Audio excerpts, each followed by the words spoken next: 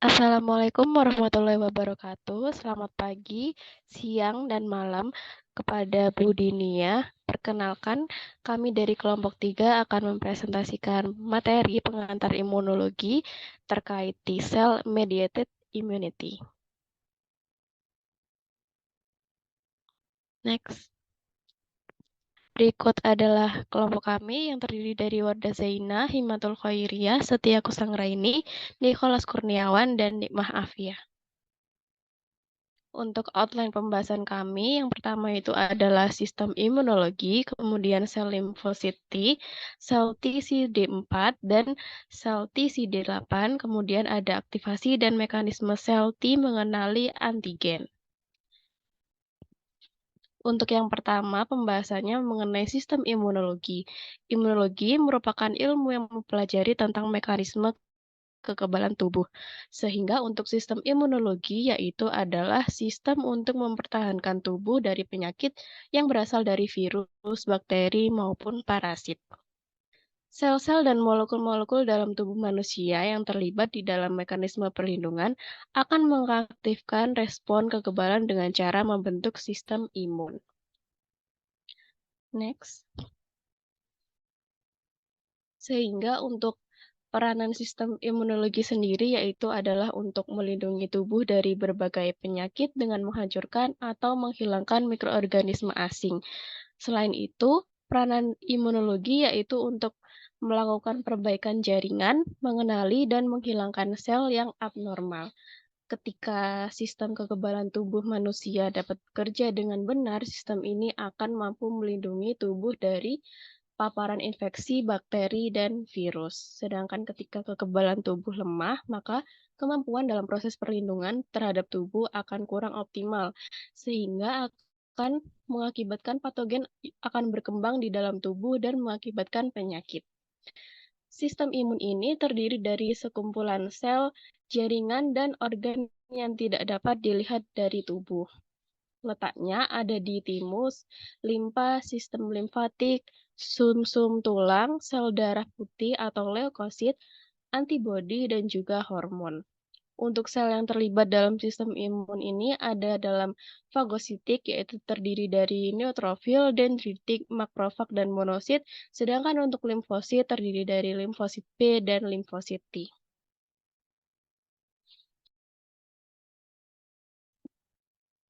Limfosit T. Sel T berasal dari sel multipoten yang dibentuk di dalam sumsum tulang serta mengalami proliferasi dan diferensiasi yang terjadi di dalam kelenjar timus.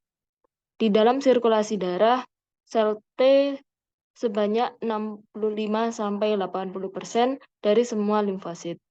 Fungsi dari sel T itu sendiri, yang pertama yaitu membantu sel B dalam memproduksi antibodi, yang kedua yaitu mengenal dan menghancurkan sel yang terinfeksi virus maupun bakteri, yang ketiga yaitu mengaktifkan makrofag, yang keempat mengontrol ambang dan kualitas sistem imun, selanjutnya yaitu untuk menekan aktivitas sel T yang lain ataupun sel B.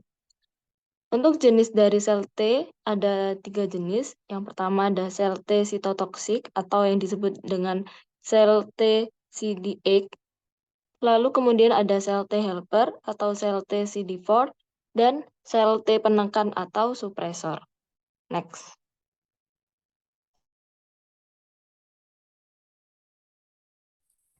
Sel T CD4. Sel T CD4 ini merupakan salah satu subbesar dari sel T yang mengekspresikan glikoprotein CD4 pada permukaan selnya. Sel ini sering disebut dengan sel T helper dan merupakan penghasil sitokin terbanyak. Fungsinya meregulasi sistem imun agar berjalan dengan baik melalui mekanisme merangsang sistem imun spesifik. Untuk mekanisme sel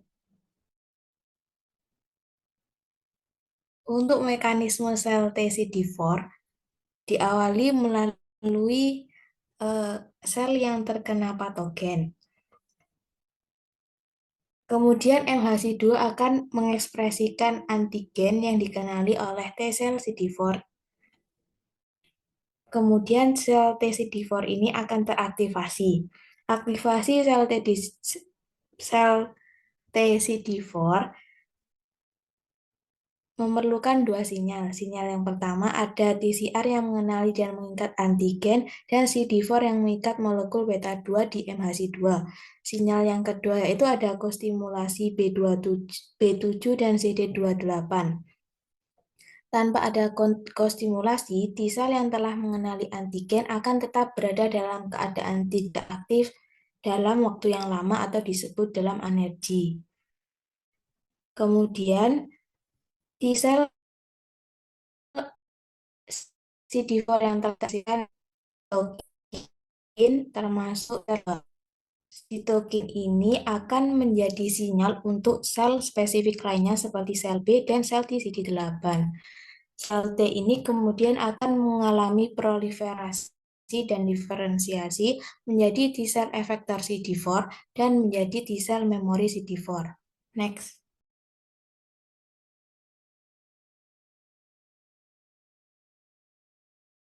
Kemudian sel TCD8+. Definisi dari sel TCD8+ adalah jenis sel T dalam sistem leukoplankton tubuh manusia yang mempunyai reseptor CD8+ di permukaannya.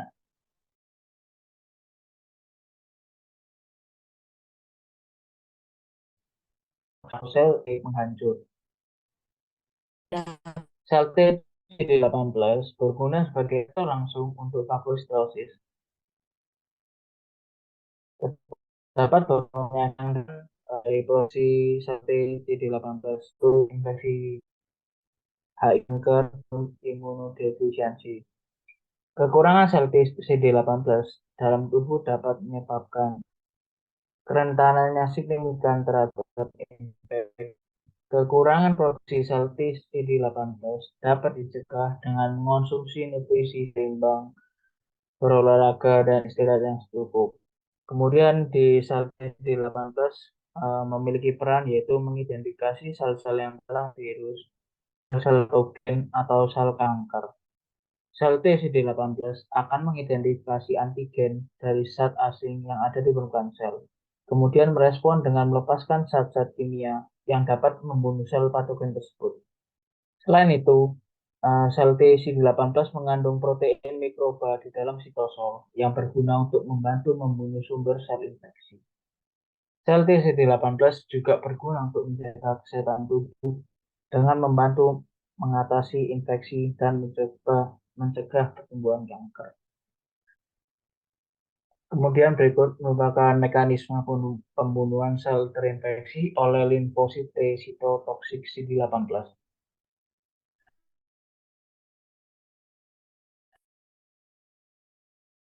Ada 6 tahap atau dikenal dengan antigen presentasikan oleh sel yang terinfeksi, di mana antigen ini berupa fragmen virus atau protein yang diekspresikan oleh sel target. Kemudian di tahap kedua ada tahap pengaktifan.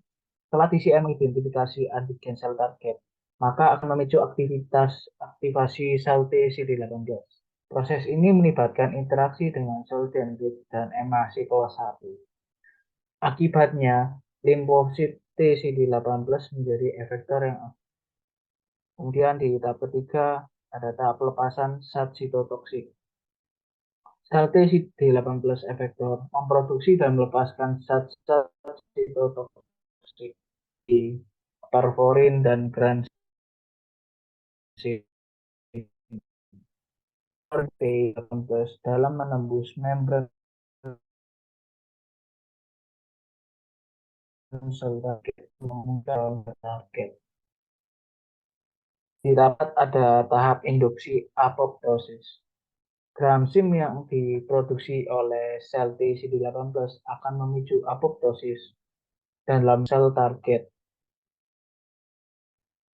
Gramsim bukan jalur apoptosis.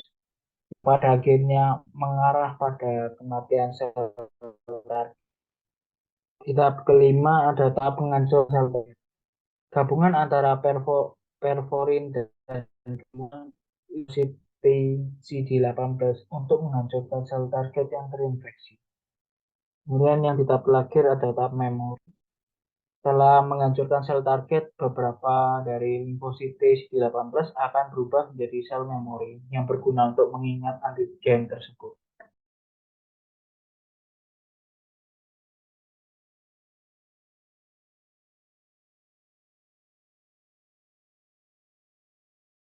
Selanjutnya, mekanisme sel dalam mengenali antigen. Dengan adanya protein yang terdapat pada membran sel T, yaitu T-cell reseptor atau TCR. TCR akan mengenali antigen yang berikatan dengan molekul pada permukaan sel. MHC ini akan mengikat peptida di dalam sel dan mengangkutnya ke membran plasma. Ketika berada di membran plasma, sel T akan mengenali dan merespon. Sel T hanya akan mengenali antigen jika digabungkan dengan molekul MHC. Selanjutnya merupakan pengenalan antigen oleh sel T melalui MHC kelas 1. Berikut ini merupakan gambar karikatur yang menggambarkan proses pengenalan antigen oleh sel T melalui MHC kelas 1. Awalnya antigen berupa protein akan didegradasi menjadi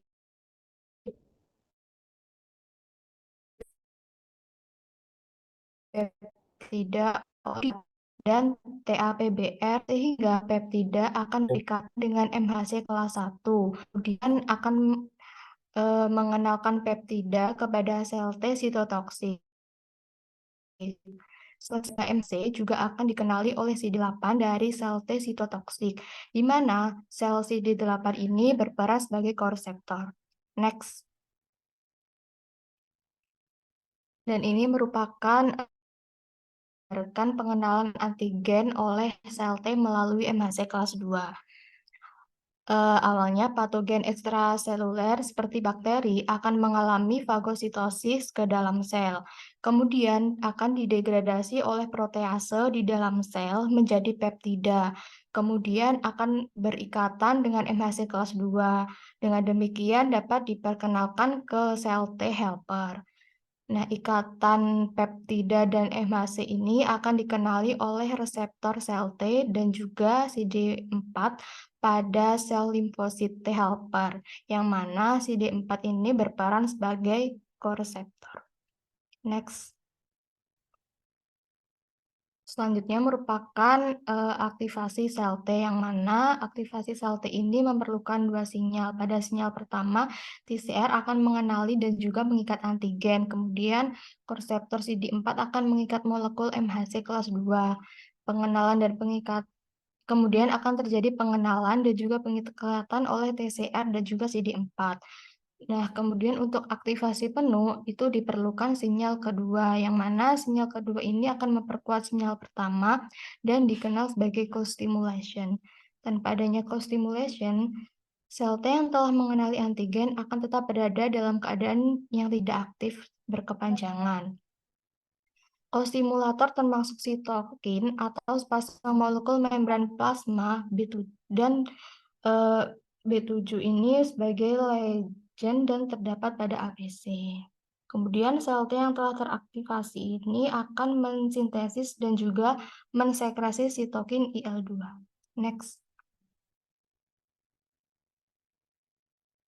Dan ini merupakan gambar dari mekanisme aktivasi sel T, yang mana peptida dari antigen protein dan juga APC yang menampilkan peptida akan dikenali oleh sel T naif yang meliputi sel T CD4+ dan juga sel T CD8+ di limfoid organ perifer.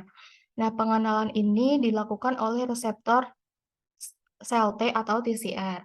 Respon awal yang dilakukan yaitu sekresi sitokin serta peningkatan ekspresi reseptor. Sitokin kemudian akan merangsang terjadi